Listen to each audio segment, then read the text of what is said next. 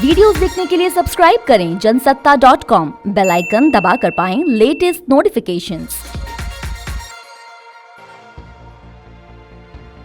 नमस्कार, स्वागत है आपका जनसत्ता पर। भारत और चीन के बीच एक बार फिर से एलएसी पर हालात बेहद तनावपूर्ण हो गए हैं। पैंगोंग इलाके में 29-30 अगस्त की दरमियानी रात को चीनी सैनिक एसयूवी का काफिला लेकर भारतीय सीमा में घुसपैठ करने के इरादे से आए थे, लेकिन भारतीय सेना के जवानों ने करारा जवाब दिया और पीएलए के मंसूबों को नाकाम कर दिया।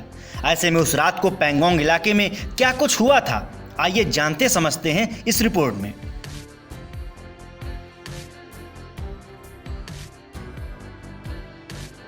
दरअसल सरकार की तरफ से बताया गया कि पूर्वी लद्दाख के दक्षिणी छोर के पास चीन की घुसपैठ की कोशिशों को नाकाम किया गया है, लेकिन कुछ मीडिया रिपोर्ट्स में इस रात को हुई घटना के बारे में बताया जा रहा है कि चीनी सैनिक एसयूवी का काफिला लेकर भारतीय सीमा में घुसपैठ की कोशिश कर रहे थे। हालांकि भारतीय सेना को चीन की इस हरकत का अंदेशा पहले से ही था, लिहाजा रात के वक्त सेना और ज्यादा मुस्तैद थी।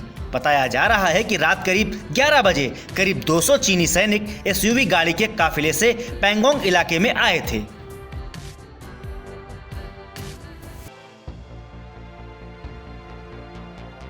चीनी सैनिक पैंगोंग लेक के पास फिंगर एरिया की तरफ से सीमा में घुसपैठ करना चाहते थे, लेकिन भारतीय जवान सीमा के पास डटकर खड़े हो गए।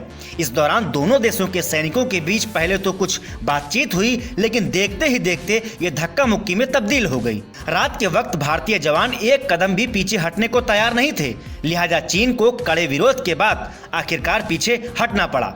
जानकारी के मुताबिक इस धक्का मुक्की और तनाव के माहौल में किसी भी भारतीय जवान को कोई चोट नहीं आई है।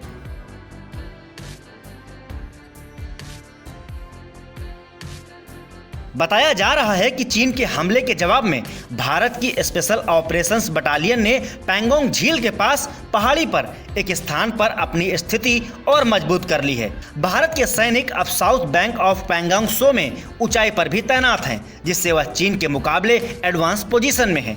गौरतलब है कि 15 जून की रात को गलवान घाटी में हुई हिंसक झड़प के बाद चीन बॉर्डर पर यह दूसरी सबसे बड़ी घटना है।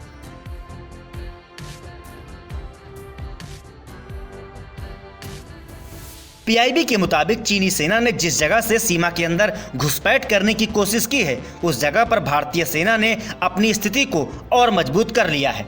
सेना के पीआरओ कर्नल अमन आनंद की ओर से जारी बयान में कहा गया है कि भारतीय सेना बातचीत के जरिए शांति स्थापित करना चाहती है, लेकिन अपने देश की रक्षा के लिए भी उतनी ही संकल्पबद्ध है।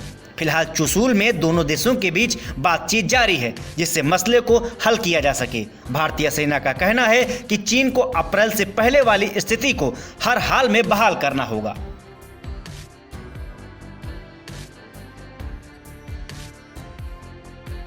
इधर चीनी घुसपैठ पर अब चीन की सरकार के मुखपत्र ग्लोबल टाइम्स में चीन के विदेश मंत्री का बयान आया है। भारत चीन के बीच झड़प पर चीन के विदेश मंत्री ने कहा कि चीन की सेना एलएसी का सख्ती से पालन करती है और चीन की सेना ने कभी भी इस रेखा को पार नहीं किया है।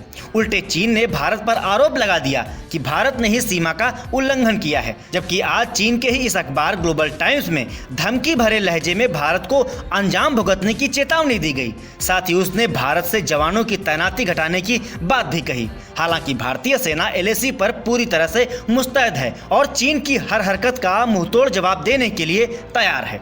फिलहाल इस रिपोर्ट में इतना ही, लेकिन भारत चीन सीमा पर तनाव से जुड़े हर अपडेट के लिए आप बने रहिए जनसत्ता के साथ। नमस्कार।